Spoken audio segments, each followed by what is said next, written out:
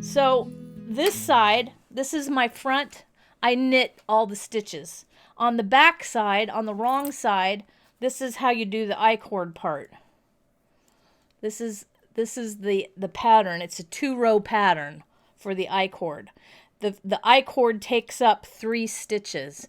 So it looks like it's only 1 stitch, but it's actually 3 stitches because it curls. The I-cord curls around the edge.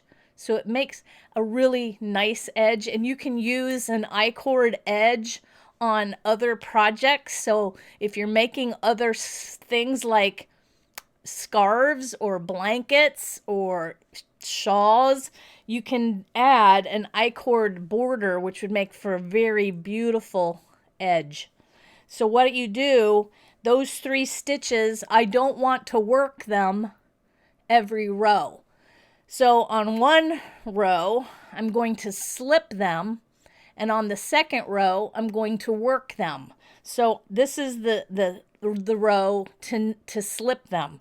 So I put my yarn in front, and I slip 3 stitches over. So I have 3 stitches over. Then I bring my yarn to the back. Bring my yarn to the back, and then you start knitting. And you knit to the very last 3 stitches, and I'll show you when I get there. You knit to the last 3 stitches, and you do exactly the same thing. You get to the last 3 stitches, you bring your yarn to the front, and you slip the last 3 stitches off. And I'll show you when we get there. On this side, we're on the back. I'm knitting on the wrong side. I'm knitting on the back, right? You can tell the difference between the right side and the wrong side, correct? Because you see here, it's the stitch is flush, and on this side, this is the right side where you can see the I-cord. Is I-cord edge more or less stretchy than a slip stitch edge? It's about the same. It's about the same because it's a slip stitch edge. It's not super tight. So let me show you up close here. We're gonna do the I-cord here on the last couple of stitches. So I'm coming down to my last 3 stitches. Whoops, I want to knit. Duh. So I get down to my last 3 stitches.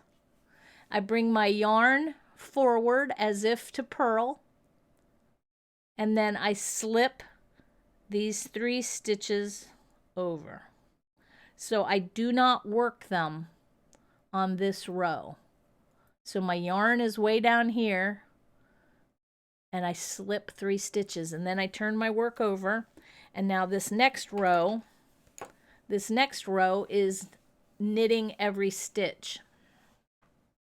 So my yarn, it seems a little weird because my yarn is coming off back here. It's not right at the edge, but that's okay. So now you just knit every stitch. You just go ahead and knit every stitch. So this part of the pattern, row 1 is knit every stitch. Row 2 is doing those slip stitches at the beginning and at the end. So that's all there is to it, and it makes for a super pretty, very neat edge.